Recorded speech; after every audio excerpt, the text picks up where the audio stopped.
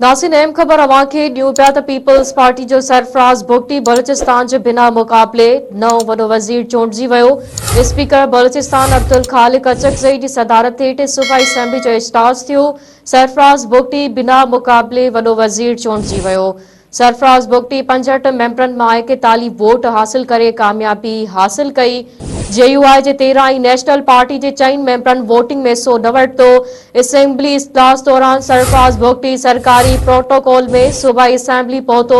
सरफराज़ भुगटी जे साम्हूं कंहिं बि उम्मीदवार नामज़दगी फार्म जमा न कराया। नाज़रीन एक भेरो ॿीहर अवां खे अहम ख़बर ॾियूं पिया। पीपल्स पार्टी जो सरफराज़ भुगटी बलूचिस्तान जो बिना मुक़ाबले नओं वॾो वज़ीर चूंडिजी वियो। स्पीकर बलूचिस्तान अब्दुल ख़ालिक अचकज़ई जी सदारत हेठ सूबाई असेंबली जो इजलास थियो। सरफराज़ भुगटी बिना मुक़ाबले वॾो वज़ीर चूंडिजी वियो। सरफराज़ भुगटी 65 मेंबरनि मां 41 वोट हासिल करे कामयाबी हासिल कई। JUI जे 13 ऐं नेशनल पार्टी जे 4 मेंबरनि वोटिंग में हिस्सो न वरितो।